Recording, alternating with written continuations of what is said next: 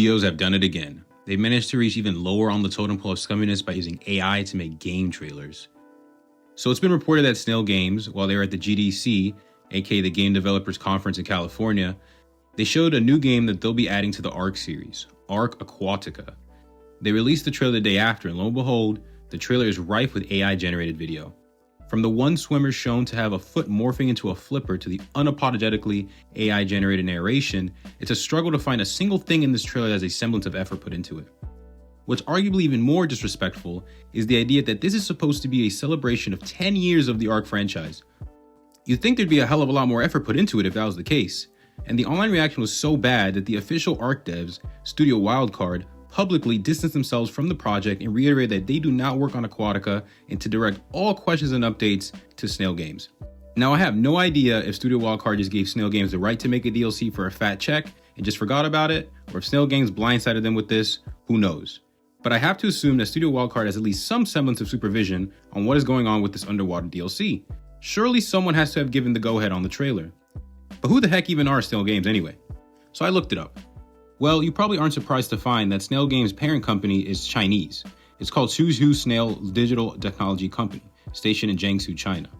The Snail Games that develop Aquatica is part of Snail USA, their Western division. Now, if we check out their website and look at their portfolio, they've got quite the lineup. These guys definitely didn't just start yesterday. But when you look at things deeper, you see some red flags. Let's take how they helped create Ark Survival Ascended, which is a remastered version of Ark Survival Evolved, the beloved original game with a large following.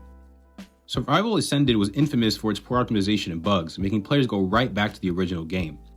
It was overpriced for the content, and players who had already purchased the original weren't offered anything to incentivize buying the new game.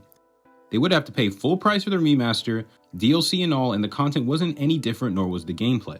They only have about 5 games to their name on Steam, including the aforementioned Ark game, but then you see that the 3 other games are all pixel art games, which is fine, but is a far cry from the massive step up that the Ark games are in a 3D engine. And while they have positive reviews, none of them have many reviews and they all have died out fairly quickly. However, there is an interesting statement on the Steam page for one of them. Survivor Mercs. At the bottom of the page, there's a note about AI-generated content disclosure stating, "We are partially using AI-generated voiceovers only for marketing videos and trailers."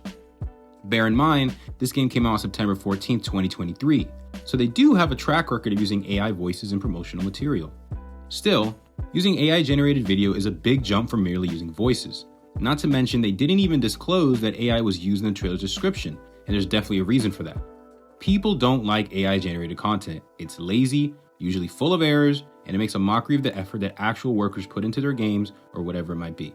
For a company that hasn't really been known for their super successful games, it's odd that they would choose to use AI for their first game trailer instead of showing actual gameplay or some kind of pre-rendered cinematic. The only reason I could think of is if they have nothing to show, at least for now.